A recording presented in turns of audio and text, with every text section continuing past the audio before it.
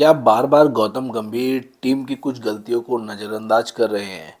क्या कोलकाता में मिली हार का कारण कहीं न कहीं एक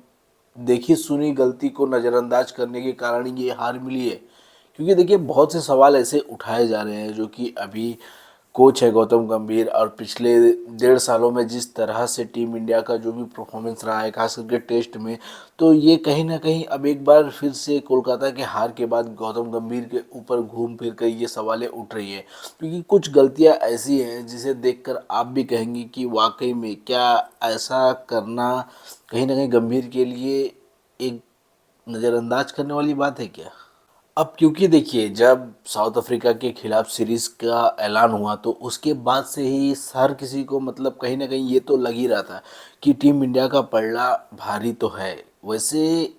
कोलकाता मैच से पहले ये सबके मन में था ही, क्योंकि होम ग्राउंड भी है और जिस तरह से टीम इंडिया फॉर्म में है तो ये वाकई में कहना गलत नहीं था। लेकिन जिस तरह से पहला मैच हुआ और जो कुछ भी हम सभी ने देखा उसके बाद हर किसी के मन में एक सवाल ज़रूर उठा, क्योंकि जिस तरह से कुछ बल्लेबाजों ने और टीम मैनेजमेंट ने या फिर कोच की गलती कहे या फिर जिसकी भी गलती हो, लेकिन ये एक साफ तौर पर देखी गई कि पिछले कुछ ऐसा पैटर्न रहा है जो कि टीम इंडिया हमेशा ये गलती कर रही है और इसके बावजूद भी इसे नज़रअंदाज एक तरह से किया जा रहा है। तो अब इसी पे ये सवाल उठ रहे हैं कि क्या वाकई में गौतम गंभीर ये गलतियां बार बार जानबूझ के कर रहे हैं या फिर उनका ध्यान इसके तरफ है ही नहीं। अच्छा, एक समय हुआ करता था जब टीम इंडिया के खिलाड़ी एक तरह से स्पिनर को इस तरह से खेलते थे कि बाहर के देश के भी जितने खिलाड़ी थे वो टीम इंडिया से सीखते थे कि स्पिनर को कैसे खेलना है। लेकिन हाल फिलहाल के कुछ सीरीज में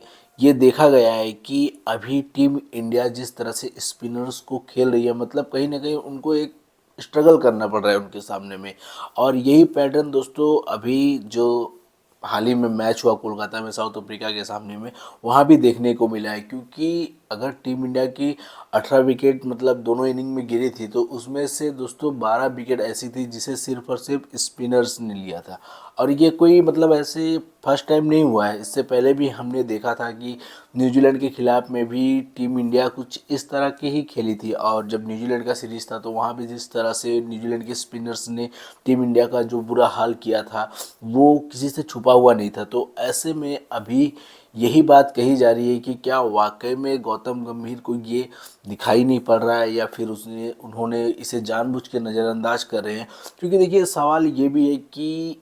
मांग भी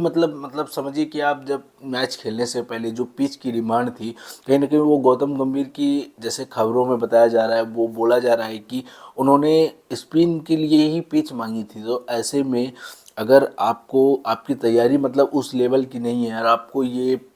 पिछले समय से भी देखने को मिला है और आप स्पिनर्स की डिमांड के ऊपर में वो पिच भी बनवा रहे हैं, उसके बाद भी अगर आप उसको एक तरह से फुलफिल नहीं कर पा रहे हैं आपके खिलाड़ी, तो कहीं ना कहीं ये सोचने वाली बात तो है ही है। और ऐसे में ही अब ये सवाल हर किसी के मन में आ रहा है कि कहीं इसे जानबूझकर नज़रअंदाज कर रहे हैं या फिर कोई और ही बात है। खैर जो भी हो, लेकिन कहीं ना कहीं अब भी वक्त है टीम इंडिया के पास में कि इस चीज़ के ऊपर में ध्यान देकर बाकायदा इस पे पूरी तरह से फोकस करके काम करने की। क्योंकि अगर स्पिन के खिलाफ ही खेलना है, अगर प्लेयर उस तरह से परफॉर्म नहीं कर रहे हैं तो फिर उन्हें रिप्लेस करना चाहिए या फिर जो अच्छे प्लेयर्स हैं जो स्पिन को अच्छा खेल सकते हैं उनको टीम में शामिल करना चाहिए। क्योंकि ये बार बार होता हुआ दिख रहा है, ये हमने आपके न्यूजीलैंड के समय में भी देख चुके हैं, अब साउथ अफ्रीका के पास भी यही हो रहा है। इसके बाद अभी टीम इंडिया जो कि श्रीलंका का दौरा करेगी, तो कहीं ना कहीं इस चीज़ में सुधार करने की ज़रूरत है। तो दोस्तों आपको क्या लगता है कि क्या वाकई में